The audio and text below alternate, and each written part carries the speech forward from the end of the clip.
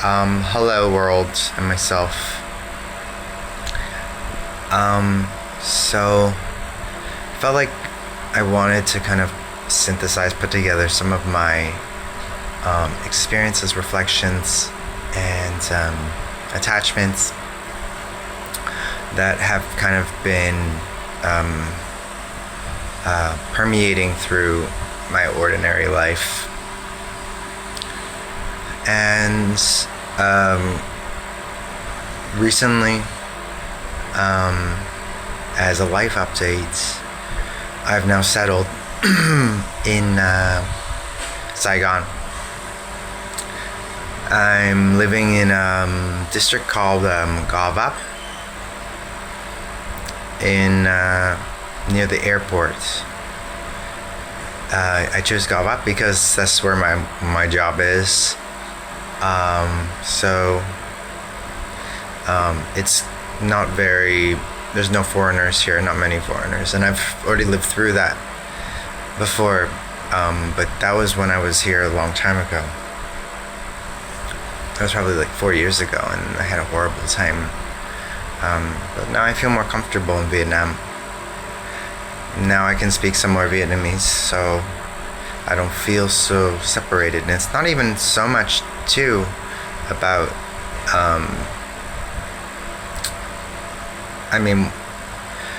on reflection, this kind of teaches me more about what affect is. And affect in the sort of, I think, emotional, intuitive sense about belonging, or about integration, into something, say when you feel a part of something. And so these from my knowledge and my working through what affect might mean or be understood is something of an intuitive or emotional sense that there is a resonance between the world itself, an environment specifically, a context, and yourself or your body and its own rhythms and experiences. And so, yeah, so I'm not as uncomfortable as I once was being in such an environment. I don't feel so different, othered, as I did before. And so recently, around that context of living, I've been reading a book called by Yiyun, Things in Nature Merely Grow. I think that's what it's called. I've been reading, I guess, a lot of books about nature or the body, and this has been coincidence in the sense that I was in a cafe in Bangkok, and one of the few English books I could purchase was a book on nature and the body, and coming back to the body and how to sense or to experience the sensations of being alive, absent of the sort of logical drives and toxic patterns of human behavior that are socialized to us in a way that remove us from our humanity and our connection to nature and experience. And so I was reading a book by a Thai author. I can't remember the name of the book because I've been moving so much. Oh yeah, here it is. So it was this book here, Homo Gaia. It's a book about the gay earth. I'm just joking, it's not about a gay earth. Yeah, it's been okay. It's been good. It's just been really teachy, and it's kind of annoying. I don't really like teachy books, I guess. I don't know. It's just like blah blah blah. It's what you should do, but I hate it. And then the other one was When Things in Nature Merely Grow, and I think this is a really lovely book. It's a little bit snobby sometimes because I feel like this author is like justifying their privileges in some sense, noting how precautious her children are and how deserving she might be of the certain privileges of being a lecturer, a writer, having an abundance of time to be able to participate in these activities. Sort of like, so outside of those frames, which is also whatever, it's fine, sure, great, they're precautious, and they're smart. But in another way, it's annoying.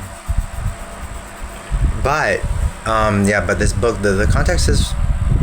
So what brings me to it is that, I mean, I've had a lot of things happen in my life in a way that's been impactful for me, and humongous decisions that in a social context are absurd. They do not make sense as to logical decisions of what one should do within a specific situation of which I was in. So this book particularly is a reflection on Yiyun when Things in Nature Merely Grow. Is she had 2 children. She had 2 sons, Vincent and James. And she has had to live through their death. So both of her children, not just one, but both of her children decided to commit suicide. And I mean, naturally, why would you read something so horrible? Of course, I mean, given how my life is, it's very confusing. I've thought about suicide a lot because I live quite alone with my decisions, and I live quite alone with my confusions. I think how I'm often understood within this particular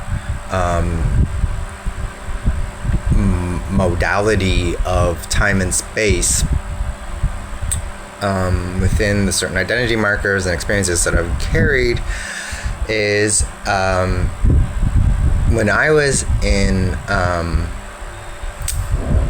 Da Nang, and I think a lot of people suffer under this story as well, is when I shared my story about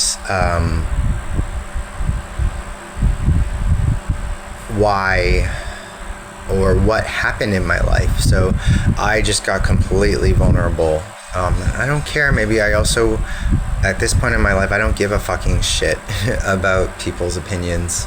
I'm simply there to synthesize and to organize my own reflections on experience, without a petty moral compass organizing the right and wrong to what played out through these decisions and acts and experiences. And so as I was sharing my story, which was I am a person who held up the Western upward mobile fantasy and promise of improving the conditions of my life by going to school, not and then getting a degree, having work experience, volunteering, doing things that you should, that within the script are good activities, and they're also just generally for the good, which is great, social. And but I made the decision when I had met somebody who was suffering through this era, or the present moment's imperialist globalist order, which means that through history and a lot of brutal and a lot of, violence, and he had to suffer through quite a lot of horrible experiences and bureaucracy, poverty, and I thought this is just not right. I can't live through a world ethically whereby somebody of this nature is required to suffer severely for conditions in which they didn't choose. So I ended up both listening intently, holding a lot of curiosity, as well as supporting financially, and with what I could to help somebody survive in a country where there are more opportunities and freedoms, specific freedoms in their context that would support their ability to live a life of their desire. And that came at an incredible emotional and cost, in the sense of it was narratively and personally extremely chaotic to manage such a responsibility of which I had no real raw understanding of how an unfolding experience like that would happen, of which nobody would, generally speaking, until the situation unfolds as it does, and you sort of respond to its events. And it was devastating. So, I've for many it doesn't make sense what I chose. It seems like, on the individualist perspective, you are irresponsible and you are selfish to your family for choosing the well-being of somebody else over your own life. And it's such a conflation of complexity to organize a story around these events, and in most, I think, others, it just creates a reaction of fear as to how the world actually operates in a means of holding together a structure. But of course, any structure has immense paradox and contradiction in order to sustain the fantasy of solidity. Okay, so anyway, I've been suicidal because of this. I mean, I just wake up and, we're flooded with social media messaging and advice culture that organizes that, perspectives that there are winners and losers, and there are good decisions and bad decisions, and there's a specific, all of these binary responses to experience organize a very flat, a very banal, predictable response to how a life should be lived well. And that's just not how things actually happen in reality.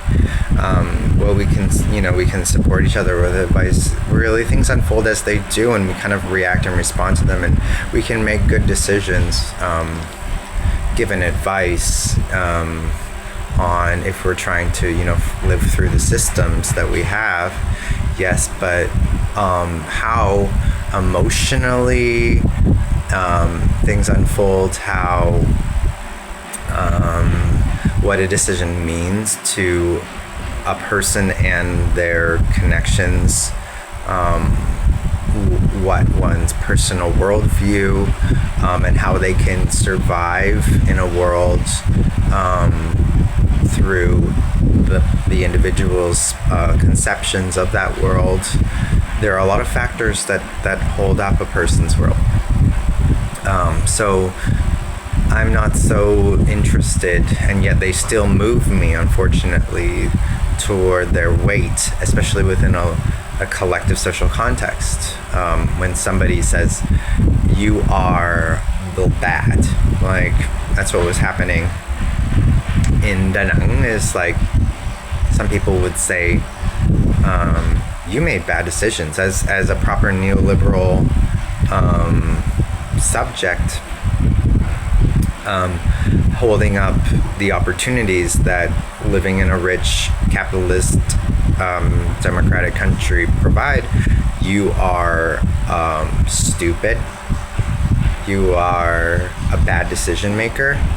You are irresponsible. You are low status. Not only are you worthless or low value at this point, and you were at birth, but you had an opportunity to redeem your low social standing, and through your idiotic, self-responsible actions, you lost it all. I'm sorry, you idiot. I'm sorry, you loser. And this is just like, I get really I don't hate these people, but I feel sorry for them, to be honest, because their world is so flat. And I feel like they're not living their own lives. They're kind of living up to some sort of socially approved sense of what continuity means in this particular moment in experience and reality. That is partially theirs, whatever that even means, but partially not. But it's just how they impose. So it's like, this is the world, and I'm living through it. But also, if you're not living through it in the same sense that I'm living through it, then I'm going to mistreat you. I'm going to degrade you, because that's I'm not going to reflect on what degrading other people means, but I'm going to do it as a means of justifying my own ego and my own fear. But it's okay, people do it, so I have to forgive in the sense that it hurts. People are hurting other people in this sense. But anyway, so going back, so this book, man, I'm in my sense, when I'm reading it, I just reflecting on why would these children, they're teenagers, they died when they were, early teen, late teens. I think they were going into university at this point. First one died, stepped in front of a train, and he asked his mother, like, why would you bring us into this world? Like, knowing that there is so much suffering. Why would you allow something like this? Like, why would you? What he did was he held a moral compass to his mother and being like, what you did was wrong. And how dare you? So he must have been going through pain already of being alive. And the coincidence of him coming into the world was not her responsibility in that sense. Like, who knew what happened that unraveled the moment or act in which she was coincidentally inseminated and blah, blah, blah, baby came out. So these are sort of just an unfolding of events. So he's just really doing a reactivity of his own pain.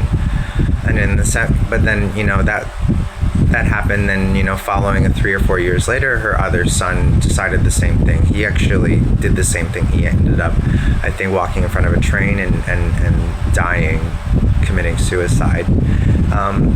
And so what Yiyun, I think, is trying to accomplish is to dissolve the narrative again, like that I've been trying to dissolve through my own relationship with time and space and my own decisions. And for Yiyun, Miss Lee, whatever, what she did was she organized her reality around abyss. And this is something kind of similar to Zizek in some sense of like where life is an abyss. It's not an unfolding narrative of events around something like a Coelho moralism whereby if we simply traverse through the right decisions and moments, life will unfold in a way and respond and react to a way that gives us and manifests a certain idea of fulfillment that is made for you.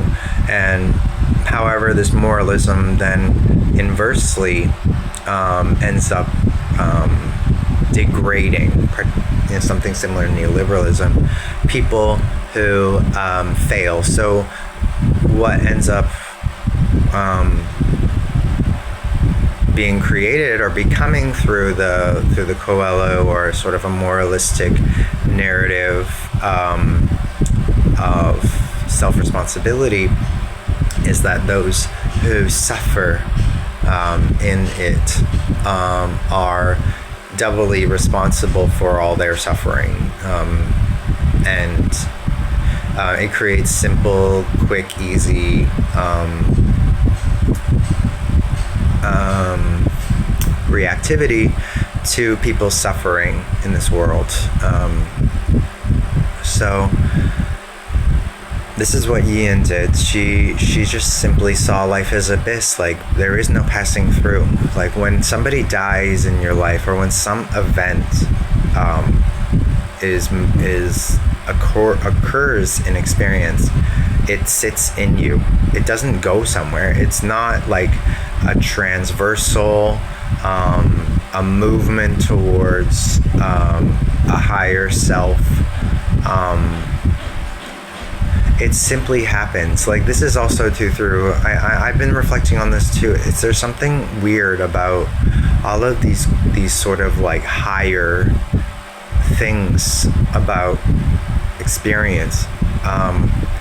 They feel empty in that, like, what happens to us, or what's happening, or what we choose, brings us closer to things, I suppose, and it might bring us closer to life itself. But they don't often. Well, at least what Yiyun argues is they don't transmute into something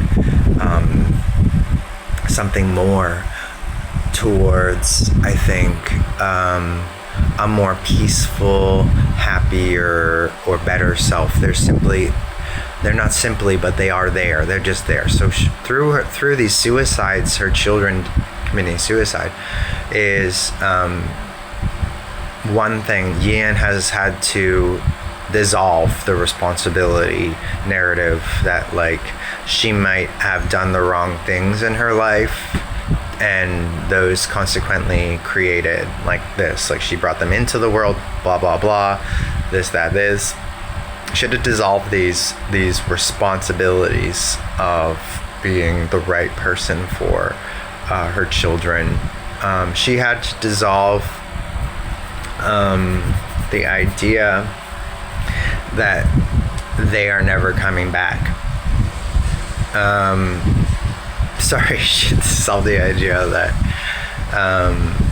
that like she was gonna get some, diamond in the rough, or what is a pearl in the clam from this experience. No, like she fully takes in the death of her children as something she'll forever live with, and she has to find a way to integrate this into her abyss, her void, as part of being alive as a human being.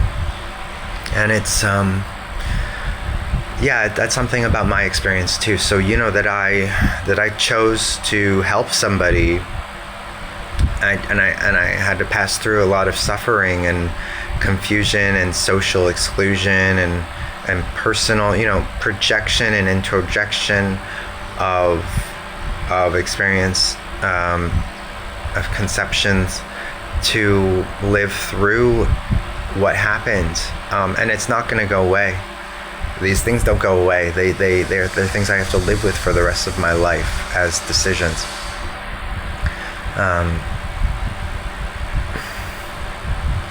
But it does come back. Like, I was yesterday reflecting on Anna Karenina. If you guys know Leo Tolstoy, I read that a while ago, and it's a long book, and at the time I didn't really enjoy reading it, but Yiyun brings up Anna Karenina and how her son was reading that book as a curiosity, possibly, towards suicide, as there was a pattern of books in which one of her sons, I think Vincent, was then reading about characters who killed themselves. And Karenina, Anna, was a character who was in an upper class member of society, had a relationship with a count, but then through passion became attached emotionally and intimately with another man, which then, she ended up getting pregnant, blah, blah, blah, all these horrible things, consequences towards her actions, and she eventually couldn't handle the sort of social exclusion and the responsibility of this child and killed herself. Whereby, in contrast, there was the other character, I think what was his name? Volansky? I can't remember. But anyways, he was a countryside man who was living through, in Anna Karenina, the book, a countryside man of relative high nobility who owned land at the time and who was surviving through repossession by the government of public lands, and also living through that confusion, but also on the brink of suicide, of like, how do I survive this world that I've built, or whatever, I didn't even know if I built, but he possessed a certain comfort, and now it's being taken away from me and I can't do anything about it. It's simply the way things are. But he took a different route in the sense of acceptance of this moment and peace with his surroundings, to pass through without acting on the suicidal feelings. And I didn't know how to think about that. I mean, I felt connected to Anna in the sense of my own passions, but those were often attached to my own feelings on identity and what my life should unfold as a particular identity. And then as I began to dissolve my own relationship to my own identity, I wasn't so held and attached to the expectations of what my life should unfold as, and more allowed life itself to unfold as it will, and integrated myself into my experience rather than a sort of separated marker. And so I was just really surprised. Like, right now I'm about halfway through, and she's talking about placeholders, and placeholder was something that really grasped my attention when I was reading one of my favorite authors, which was Lauren Berlant in Cruel Optimism. And I think, with Yiyun, I think she's maybe in that same attunement toward what placeholders might mean for allowing us to pass through challenging experiences, and that things are not so solid, and that was also the freedom from the event, right? Is that, like, if we held the suicidal situation solid, we will constantly butt heads with what happened. We will constantly press against the object and desire something from it. But when we dissolve it of its solidity and we mark it simply as something like a placeholder, all objects are placeholders, that there's no core solidity to any object. It's simply moving through time and space rather than time and space itself, that it resolves or dissolves a responsibility to it that might hold us down emotionally, physically to it. So anyway, yeah, this is where I've been at. I've been reading more still nonfiction, but I don't know, I like nonfiction, whatever, it doesn't matter. It's just what I like. And I don't have a comparison. Thank you, bye-bye.